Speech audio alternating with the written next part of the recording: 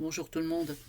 Donc aujourd'hui, je voulais revoir un petit peu avec vous les quelques perles que j'avais notées par rapport à à mes étudiants, hein. Donc il faut savoir que moi j'ai été sur des unités d'enseignement très, comment dirais-je, sur des connaissances en fait, hein. J'ai fait l'unité d'enseignement 2.2, c'est l'anatomie-physiologie. J'ai fait assez longtemps quand même sur les années où je suis resté à l'IFSI. La pharmaco. Hein, tout ce qui concerne les médicaments, tout ça. Alors là, je crois que c'est là où j'ai fait le plus, hein. J'ai fait aussi beaucoup sur le semestre 1, tout ce qui concerne l'hygiène, l'asepsie, hein. Qu'est-ce que j'ai fait aussi? Donc la 2.10, hein, donc voilà. Qu'est-ce que j'ai fait? Euh, j'ai fait pas mal d'unités 2 en fait. Quelques unités 3, hein, la 3.1, des choses comme ça. Enfin bon, des choses vraiment concrètement du rôle propre infirmier. Bref. Et puis en fait, sur les 2 autres années, toutes les unités sur les connaissances sur certaines pathologies, etc. Donc, ça signifie quoi? Concrètement, ça signifie que on organisait sur le semestre les enseignements de l'unité d'enseignement, que ce soit les enseignements des cours magistraux, qui, je rappelle, un truc qui est important, comme à la fac, les cours magistraux à l'IFSI ne sont pas obligatoires, sauf pour les gens, enfin, sauf c'est pour les gens qui sont payés par leurs employeurs et par Pôle emploi, enfin France Travail, ça, ils sont obligés de venir, mais sinon les autres non. Hein, puisque tous les cours après sont mis sur un espace numérique de travail, donc les étudiants peuvent très bien se les approprier chez eux. Au contraire, moi j'y vois aucun inconvénient, bien au contraire, parce que des fois c'est plus facile pour les gens de se concentrer chez eux. Euh, Par contre, tout ce qui est travaux dirigés, c'est obligatoire, hein, comme à la fac d'ailleurs. Et puis, bien évidemment, donc outre aussi donc de préparer les TD, c'était le rôle du formateur, mais aussi de préparer les évaluations, hein, en prenant bien garde à dans les évaluations à ce que tout ce qui est demandé, tout ce qui concerne les QCM ou les crocs. Hein. Alors, QCM, c'est questions à choix multiples. On avait donc les questions à réponse unique, donc une seule réponse, et les questions à réponse multiple. 2 à 5 bonnes réponses, en fait, parce que c'est toujours 5. Hein. Et puis, les questions à réponse ouverte et courte, les crocs, ce qu'on appelle les crocs. Donc, on demandait, alors ça, les étudiants, ils ont toujours eu des difficultés avec ça. Euh, on essayait de demander des choses très, comment dire, très courtes. Réponse ouverte et courte, hein. Et donc on demandait des choses courtes et des fois c'était pas facile. Déjà nous, je pense qu'on a eu aussi, je vous donnerai un exemple, hein.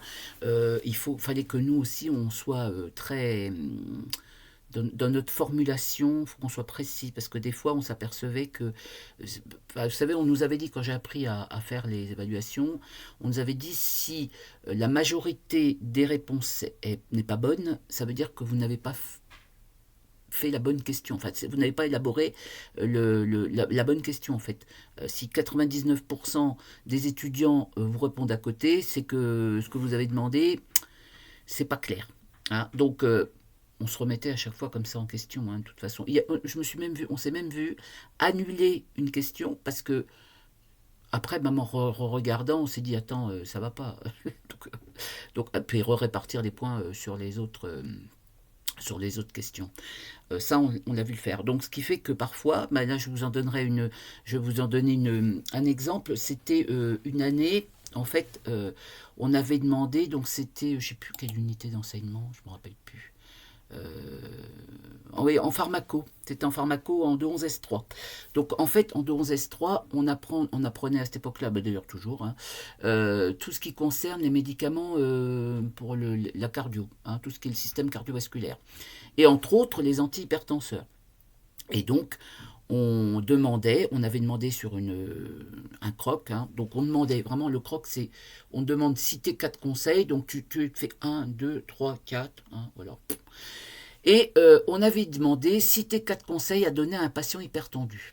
Et vraiment, là, on s'est dit après qu'on s'était planté dans notre formulation, on aurait dû préciser euh, par rapport à son traitement antihypertenseur. Parce qu'on a eu ces réponses. Nous, on attendait, je sais pas, prendre le comprimé, enfin le traitement à heure fixe, enfin bon, des choses comme je sais plus ce qu'il y avait, enfin bref, voilà, surveiller sa tension régulièrement, machin, patin couffin, voilà.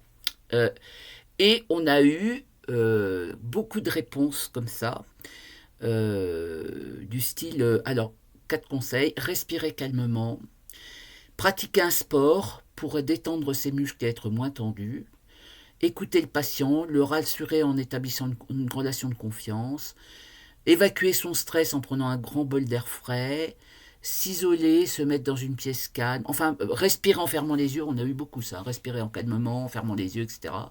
Visualiser un endroit, un souvenir, une pensée agréable. Et puis on avait eu quoi encore? Ah oui, verbaliser ce qui augmente l'attention, l'identifier et en reconnaître les signes. Bon, tout ça, c'était pas faux, mais c'était pas ce qui était attendu. Alors, on a été bien embêtés cette année-là, mais bon, on a eu quand même plusieurs étudiants, on savait pas trop, donc on a quand même, pour ces gens-là, vu la formulation, donné la moitié des points. C'était pas ce qui était attendu, mais on avait donné quand même la moitié des points parce que c'était pas faux. Et puis, vu qu'on n'était pas très clair, donc voilà. Euh, donc ça, c'était une des premières réponses par rapport à la 211S3, donc la pharmaco de la deuxième année. Il y a eu un truc aussi qui nous a... Enfin, donc moi j'ai fait, comme je vous ai dit, hein, beaucoup l'anatomie, physiologie pendant plusieurs années. C'est que vers la fin où je ne l'ai pas fait, mais bon, voilà. Mais j'aimais beaucoup ça. Mais on a eu quand même pas mal de choses assez drôles. Mais drôle, mais pas fausse aussi non plus. Hein. Par exemple, on demandait la définition de la diastole. Alors, je rappelle pour ceux qui ne savent pas que la diastole, c'est dans la révolution cardiaque, ça correspond au moment où les ventricules ou les oreillettes se remplissent, enfin, où donc le cœur est relâché, hein, enfin, la partie du cœur, soit oreillette, soit ventricule, enfin, se relâche. Voilà. Donc là, j'avais eu la diastole, on me demandait ce que c'était. Et on avait eu la diastole correspond à la décontraction du myocarde, ce qui était drôle, mais c'était pas faux non plus. Hein. On avait eu un autre sur la diastole. Alors attends que je retrouve. Je sais plus.